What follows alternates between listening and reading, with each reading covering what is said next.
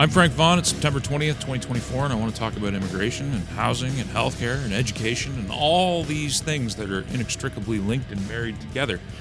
The first thing I want to say is when we have a conversation surrounding mass immigration, in my opinion, it's a colorblind conversation because in my personal experience, I know many people of many different ethnic backgrounds who make fine Canadians, who work very hard, and who have integrated quite well, and this video is not about them or their color or their race or their creed. It's about Canada, and it's about what can sustain Canada. And what is happening right now is we are bringing people in by the millions, and that is not hyperbole. It's about 1 million a year if you go by official counts, and that does not include illegals, people crossing the border. We don't have a full and accurate count because the government can't track everybody. They're caught, they're released, and they're in Canada all over the place. They can't speak the language.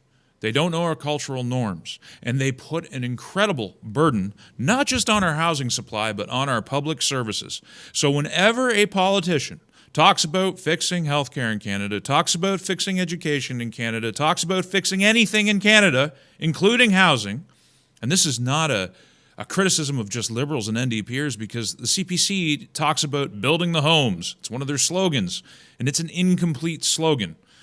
Because if you don't have a conversation about the pressure immigration brings to this country, you can't have a real conversation about solutions. Now, we talk about building homes, we talk about increasing housing supply, but in the same breath, these people talk about environmental impacts and they talk about climate change, and this is in particular directed at the Liberals and the NDP, but they don't seem to want to talk about the only way to build out housing is to pave over more and more of the best farmland and the watersheds that are already sitting underneath cities like Vancouver and Toronto.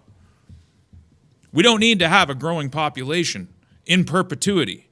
What we need is to slow things down. We might want to achieve a stable population by encouraging the Canadians that are already here to have more children, because the underlying problem is that there's been such an assault on the family, such an assault on normal, healthy family dynamics, and such pressure placed on people because they're overburdened by taxation and the increasing cost of living that they're not having children. There's also the social pressure that says that having children is a burden on your life and it's something that you should avoid because it's too much work or it's too much of a challenge or you can't afford it. These are all myths. They're all myths. Do you know the lower you get on the socioeconomic bracket, the more children are produced and people are getting by doing it? It's the best experience you're ever going to have in your life. And if you can do it, you should do it. I also find it funny, just as a quick segue, because we have lots of people out there. And as a percentage of the population, it's actually very low, but we often hear talk in the media about the rise in white supremacy, and it's not really a thing. But there are those out there, and they are very vocal, just like the far left are very vocal. And I find it so funny that the people who are racial supremacists or who think that Canada being white is going to solve all our problems, most of them don't have any kids. So the biggest problem that we face is declining birth rate, which is something we can get into later. The point of this video is to put the spotlight back where it belongs.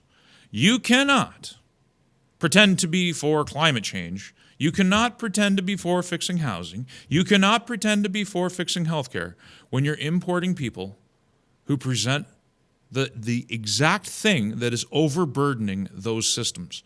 I seen a video the other day. It was out of Brampton. A woman was filming her neighbor's house. And the house was being converted into a multi-unit, and I call them units. They're not actually units. They're just rooms with multiple beds in them, being converted by a construction company that was entirely Sikh. There were no hard hats. There were no work boots. There were no safety. There wasn't any permits. They had punched holes in the foundation to make separate entrances that were as sketchy as you're ever going to see. And there isn't a building inspector in sight. And I don't know if that's because we're afraid of actually doing our jobs anymore because we don't want to be accused of being racist or whatever. All of this activity is being driven by an overabundance of immigration. And the reason, the underlying casus belli for all of this immigration is declining birth rates. We're claiming that we need people to come in and fill jobs. But what is happening? When people come in and they're not trained culturally, when they're not trained how to drive, when they're not trained how to speak the language, when they're just thrown, for instance, behind the wheels of semi-trucks and they're driving all over our roads, everybody who drives, everybody that I know in the trucking business says the roads are becoming increasingly unsafe because we have a lot of unskilled drivers on the road. And Canada has discovered a number of fraudulent trucking companies using false documentation, using unskilled work, and it's all a product of an overabundance of immigration. The bad news that your politicians don't want to give you is that if we slow down, what will happen is the population will stagnate and real estate prices will crater. They all claim they want to bring down the cost of housing. The quickest way that you can do that is by halting immigration. Or not even halting it, slowing it down massively and changing how it operates, because a recent statistic within the last couple of years that I was looking at is that for every person that we bring into the country who works, the average is they bring in 4 dependents. Those dependents, as soon as they become Canadian and they've spent just a little bit of time in the country, qualify for health care and all the benefits that everybody else, of all races, backgrounds, colors, and creeds, have paid into for all the years that they've been here. They qualify. That overburdens the systems. And then everybody wants to turn around and talk about the overburdened systems. The only way to slow it down is to slow down mass immigration. And I see already the Trudeau government pivoting on immigration. They know that they've created a problem that has to be addressed, and it doesn't matter who wins the next election, the pivot on immigration is going to happen. But let's tell the truth before the politicians decide to spin something up to justify what they have to do. It is not racist to discuss these things. If anything, those of us who are critical of mass immigration are the protectors of ethnicities that are being taken advantage of by the temporary foreign worker program, by our foreign, I can't remember the proper name right now, international students coming in and getting visas to be in our schools and being taken advantage of, not just for the increased rent that they can be, there's a lot of money that can be extracted from them because they're seeking housing, and they're being stuffed into one-bedroom rooms with multiple beds, and it is pure exploitation. Temporary foreign workers, international students, are being exploited for their money for various interests. Landowners, foreign investment companies. Like I said in a previous video, the country is being gutted, it's being taken advantage of, and it's being looked at as a resource colony. It's just a big fat pig that everybody's coming up and taking a big old slice off of, and everybody loses. So it's not just about protecting the country, it's also about protecting people from exploitation. We're the ones trying to do that. Nobody wants to tell you the truth. You can build as many houses as you want. They want to accelerate. The Trudeau government is basically talking about communist housing. The NDP is talking about taking federal crown land and putting all kinds of cheaply built homes on it. It's just going to be a nightmare on top of a nightmare on top of a nightmare, and it's not going to solve anything because you cannot build the volume of housing that we need to continue to bring in 1 million people every single year. The country cannot sustain it. That's why we're breaking. That's why we're busting apart at the seams. So once again, I just want to reiterate, this is not about your color, this is not about your race, this is not about what you believe. I have many friends of many ethnicities, and they make fine Canadians.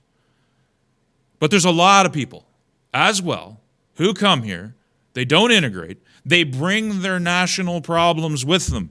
Conflicts between Hindus and Sikhs, conflicts between Muslims and Hindus.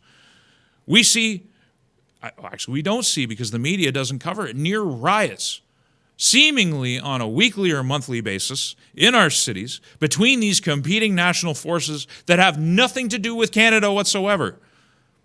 Palestinians, Khalistanis, and 100 other ethnic groups all have their individual grievances that they bring here, and there isn't a Canadian flag in sight, but the one time there's a movement that is full of Canadian flags, which was the Freedom Convoy. It is demonized. People are going to jail. And what were they protesting but the totalitarian efforts of the federal government to force people into a medical product that they did not want and had every justification for avoiding. How many of those medical products now have been pulled off the market and you can no longer get? And the first wave of the ones that are still on the market are being reclaimed by Health Canada and destroyed. So you're not even going to ever have accountability for what was in the first wave. People are suffering everywhere as a result of this, and it's not some kind of conspiracy theorist. It is now a fact in the peer-reviewed literature. The whole thing was a mistake. And the one purely Canadian movement, the Freedom Convoy, has been demonized. But everybody else gets to do whatever they want. Every other national interest gets to have their representation.